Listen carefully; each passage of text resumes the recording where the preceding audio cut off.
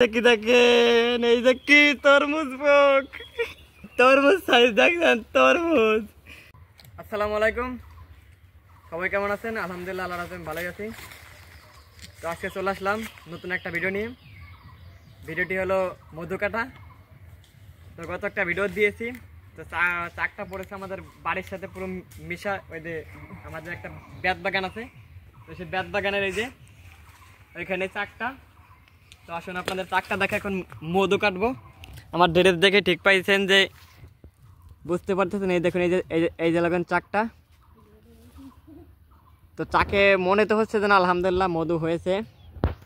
আগের বার কেটেছিলাম, দেখেছিলেন এক পা বোতলের এক বোতল মধু হয়েছে। তো এখন উঠবো, আসুন গাছে আপনাদের মধু কাটা দেখাই।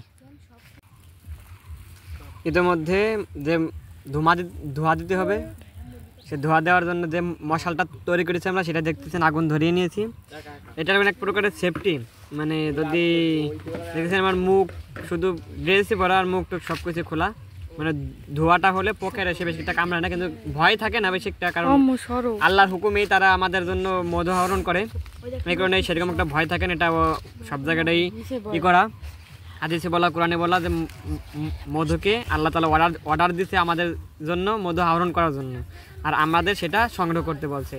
তো আমার যেটুকু, কারণ আমার কয়েকটা চাক কেটেছি, তো আগে পরে মধু খুবই কম আকারে পেয়েছি। এটাই আশা করতেছি আল্লাহর রহমতে অনেকটাই মধু পাবো, কারণ এটার যেটুকু শুনেছি এবং জেনেছি যে সামনে যেখানে মধু হয় সেখানে অনেক মোটা থাকে। তো এটা আল্লাহর রহমতে অনেকটাই মোটা মনে হচ্ছে।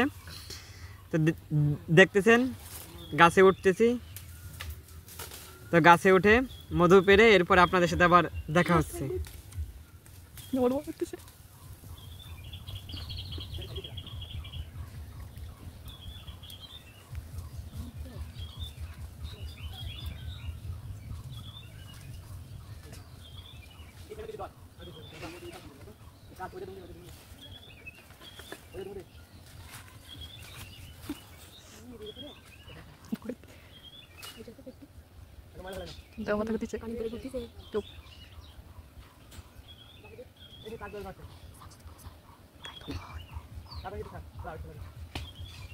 মধু, ওই যে মধু,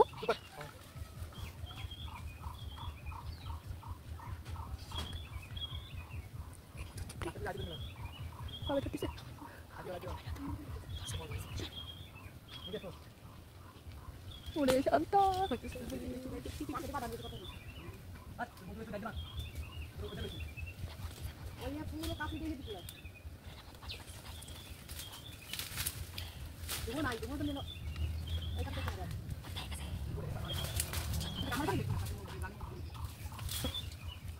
তোমারে সত্যি কইছি,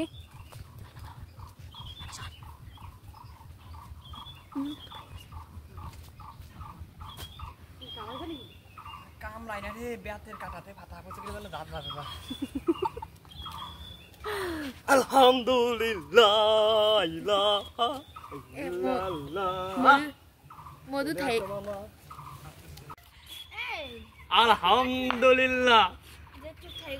তরমুজ রে যখন মধু বানিয়েছে তখন আমরা মধুর কি বলবো, ওখান থেকে তরমুজ, তরমুজ সাইজ দেখেন, তরমুজ, সব তরমুজ সাইজ। এই যে কি দেখেন, এই যে কি, এই যে কি দেখেন, এই যে কি তরমুজ বক, তরমুজ বক দেখুন, তরমুজ। এখন একটু পর আপনাদের দেখাবো, চিপড়াবো, দেখি কতটুকু কি হয়েছে। এটুকুন রসমালাই, রসমালাই আপনাদের দেখাবো এখন কতটুকু কি হয়েছে।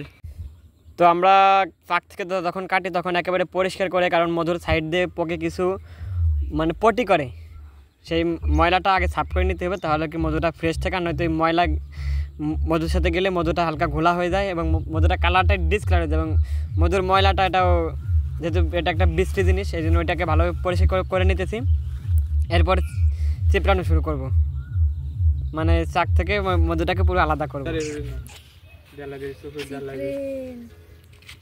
2 কেজি তো রাতের ধরে পোকটা সরাই না, আস্তে আস্তে ছিটি গেল। কামড় দিল, কামড় দিতে ফাঁসাই দিই। তুই কিরম নিচে আমি ঠুই দাঁড়া, তো হাত খারাপ থাকলে আর কি মারতে উসুরি ধরে শিখতে হবে। ও কিছু উড়ে করে যাবে না। না, উড়ে যাবে না। এই তাহলে দেখবে না দেখবে না